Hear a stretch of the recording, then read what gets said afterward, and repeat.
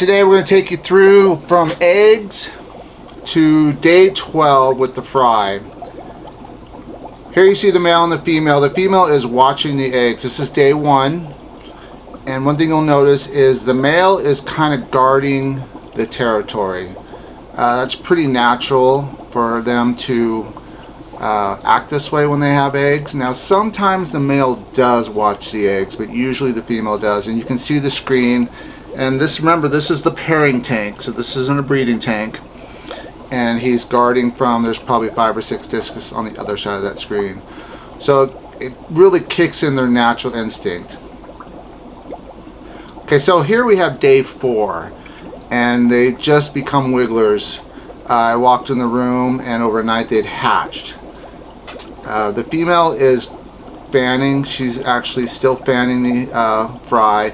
And I believe there still is a few eggs unhatched, but most of them have hatched.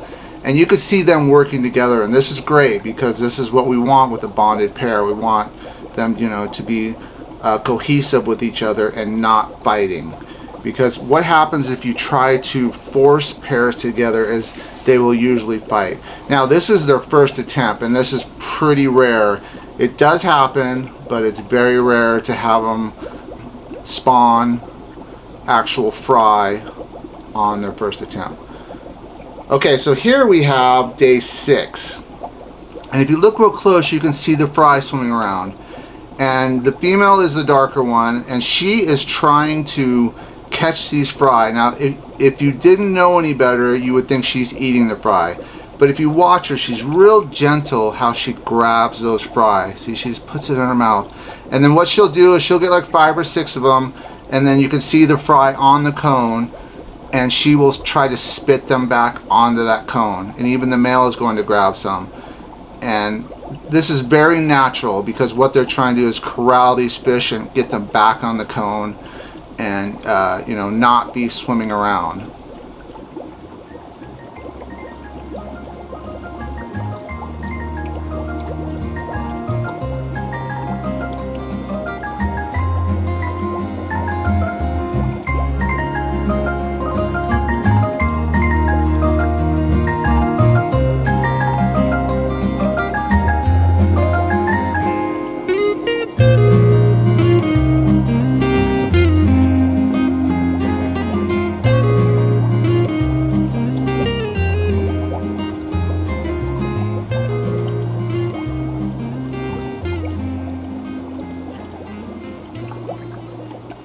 So hatch time is affected by temperature. They're sitting about 82, 83 degrees, so that's why it took a little bit longer for them to hatch. I am never in a hurry to try to get them to hatch, and I will keep these fry with the parents at about 83, 84 degrees, just because I really like that for the parents. I don't want to put these parents in 88 degree water yet. This video will go through day 12. So in about 2 more days when this video ends, we're going to be pulling these fry out.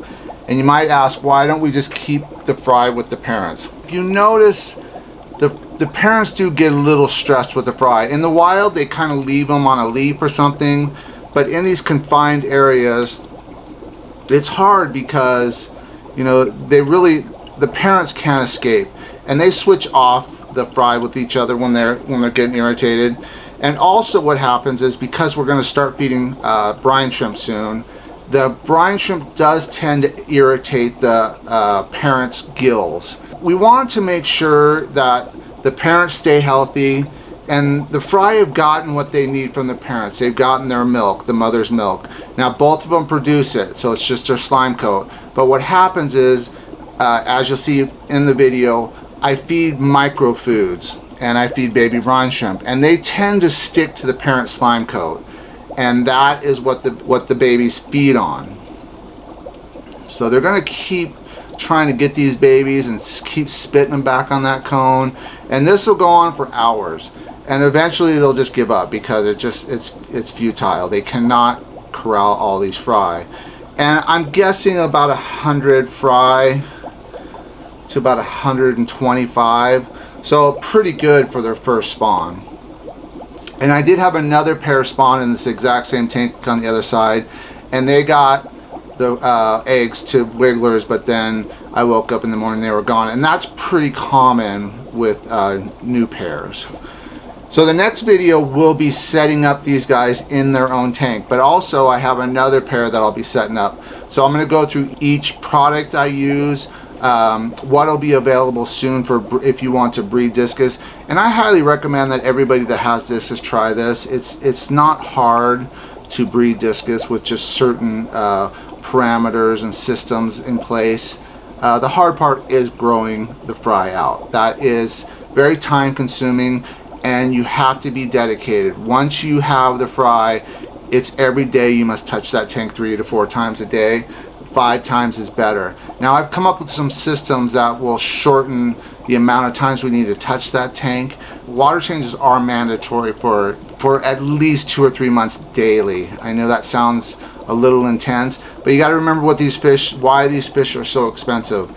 It's because of this process of 3 months of basically us taking care of them. Now there is artificial raising of the fry from the eggs. I believe that they can't get all the nutrients from the mother that way, and that's why they do not thrive when you try to artificially raise discus. I believe they need these 2 weeks with the parents. Now, can you keep them longer? Yes, you definitely can.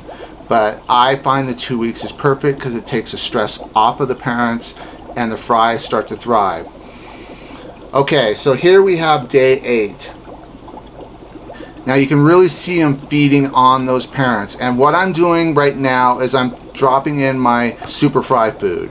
And what that's doing is it's falling to the bottom, but it's also sticking to the parents' slime coat because they're producing a lot of slime, and it's a pretty heavy slime. You can't see it sloughing off, but if you were to like run your finger across this fish, you would feel that slime coat, and it's very sticky, and that's what the fry are feeding on, is the actual slime coat, but the little bits of food are just beneficial to them.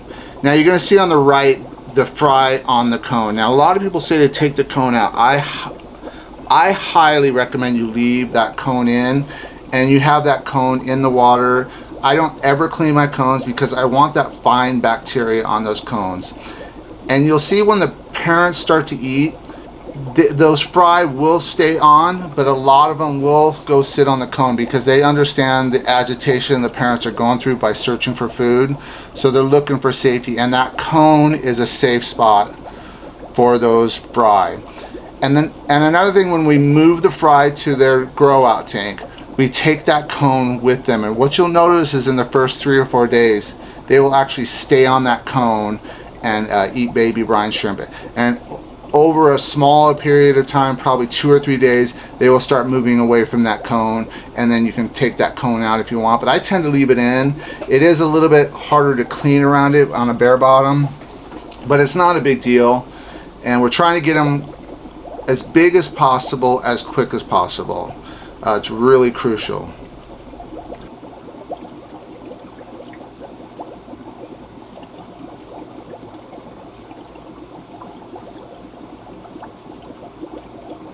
So you see here, this is what we call switching, or basically transferring the babies from one fish to another. And when you see the female do that agitation, basically what she's telling that male is, hey, get ready, I'm sending the fry over to you. This is very amazing behavior, and it's the only fish in the world that does this. There might be a saltwater fish, I believe, that does it too, but I'm not sure. I'm not a saltwater guy. But I've been breeding these fish for over 30 years, and I'm going to tell you, it never gets old. It's so awesome. It's just amazing to me that, you know, we can keep these fish in our aquarium. You can tell that I really enjoy breeding these fish, and I've come up with a system that I think is pretty much not fail-proof. It'll definitely help you be successful if you're patient. We're going to talk about the fulvic acid. So these guys are in fulvic acid all the time in soft water. The fulvic acid has really made a difference, not just in breeding, but if you look at the shape and the color of these fish, these are from wild fish, a wild blue Namunda Heckle blueface, and then a red turquoise Heckle cross. So these were actually raised in my room, and from eggs to, you know, last video 399 days and they spawned. They're doing really well. They're a great pair, and you know, we're always trying to get the great pairs, but it doesn't always work out. I've had pairs that have spawned the first time. I've had pairs that have spawned but have never raised fry. Usually it's 3 to 4 spawns before they really get it. Now you see the male just took off and he left those fry on that cone. And then that female is kind of just watching them, making sure everything's okay. The females tend to be really attentive to the fry.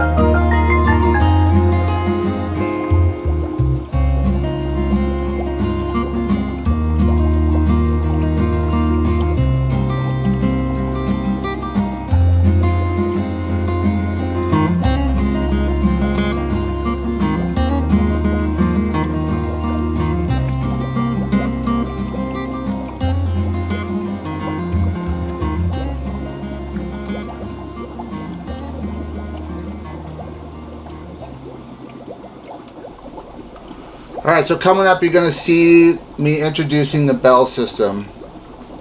One thing with the bell system that's great is you can put the regular black worms in, and I feed them the Protein Plus. But what I do is before I put the Protein Plus in, I put the super fry food in. And the ingredients are amazing on this stuff, and it really does grow fish fast. But right now on day 10, we have to start making baby brine shrimp. Okay, you can do a day earlier, but it's probably not going to be eaten. Okay, so by day 10, you're going to see these fry starting to pick at the baby brine shrimp. They're not going to be attacking it yet because they're still a little small, but this is why we're keeping them with the parents this little extra time, because we want them to get plenty of nutrients off the parents. But we also want to start the process of the baby brine shrimp and the super fry food. So you can see here, when the parents really want to start eating, those fry go to that cone. So that's why that's so crucial to have that in there. And they'll pick at this cone, and what they're doing is they're sending that fry food through the water, and it's getting picked up on their side. But also the fry are going to the bottom, and they're starting to just pick up that fry food. Now, you can take the Daily Delight. The Daily Delight, all these products were designed for growing discus, but this is why I really designed them, because this is such a crucial point in growing fry. The first 10 days, You want them to start getting onto these foods as soon as possible, because by day 14 I want them in their own tank, and I want that temperature to start rising. I want the tank to shrink so they don't have to search for food, and then that's why I designed all these products. So you can take the Daily Delight and kind of crumble it up a real fine, and they'll start picking at it real slow. But you want to get it in there now, and that means you're going to have to do a little bit more cleaning, right? You're going to have to clean the tank every morning because there's going to be leftover food, the micro food. But hopefully a lot of it's getting on the side of those discus, and these fry are getting a taste of this fry food. And you can actually see the brine shrimp on the glass right now. So yes, it is overfeeding, but that's the key to it, because you want them to find this food and understand what it is. The parents do get a little agitated, as you can see from this baby brine shrimp. So that's why I do not keep them in more than 3 or 4 days with baby brine shrimp, because it does irritate their gills a little bit. If you look really close, you can see it, and it comes to the front of the glass because of the light. And these guys have been grown only on my foods. If you look at my website, they've only eaten what is on that website. I do not feed them anything else, and they get the vitamins every Sunday. Just trying to, come up with products that are a little more high quality than the stuff we can buy at the store.